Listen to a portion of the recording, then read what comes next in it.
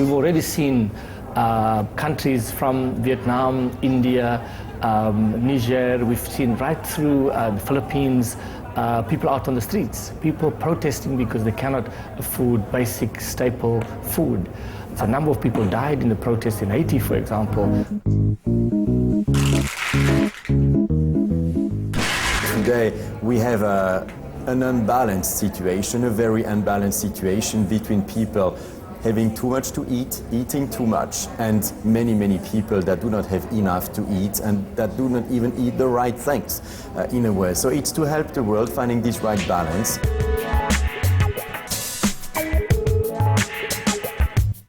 I think the problem in the world right now is not so much food scarcity, it is the high prices of food. Think about it like this. I mean, economics is really about demand and supply. My name is Leslie Maasdorp, and I'm Vice Chairman of Barclays Capital and Barclays Capital, and I'm from South Africa.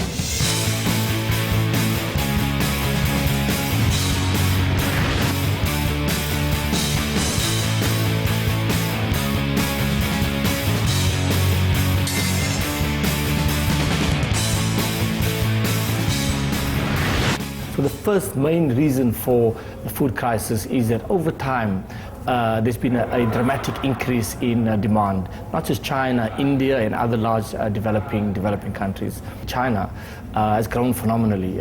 It's unprecedented in the history of the world that countries have grown for over 30 years at this sort of range.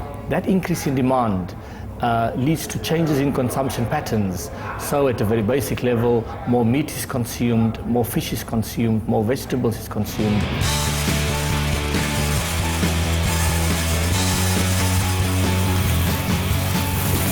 The fact that many countries, many populations came out of poverty, it's not only a result of globalization, obviously, but it's one of them.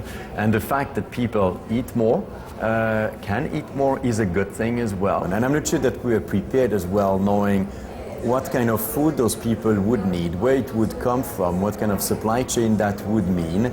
And we were not prepared for that. We are still not. I'm Christoph Beck. I'm from Switzerland. I'm living in the United States.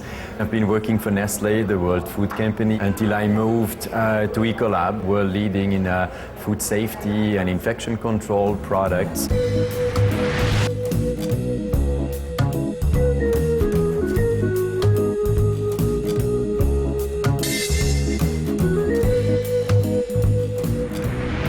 The problem right now is not food scarcity, but it's high prices. High prices should lead to an increase in production, and that takes time. You cannot have farmers double their production in one financial year because these things are seasonal. The whole logistic that we have are costs that we don't always need in the supply chain. So I would rather see as one of the first priority making food locally, the right one, with local people. I think there needs to be massive new investment in the agricultural sector. There has been systematic erosion and a systematic decline in investment in the agricultural sector and a drop in the productivity of the agricultural sector in many countries. Then you have the whole trading piece. There are some tax barriers as well that do not help. We have many barriers between countries, between regions, which are against food exchanging between countries and regions. We don't have all the answers, but we know in which area they are. Now that's going to take, in my mind, probably between 5 and 10 years until we have those problems under control.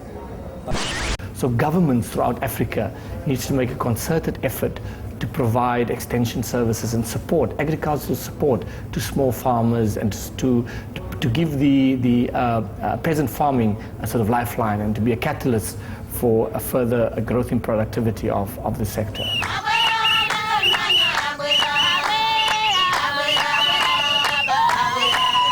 having people or more people that can eat, people that can eat more, that can eat as well more nutritional things, or people being able to drive the cars that they didn't have up to now. All those things means value creation.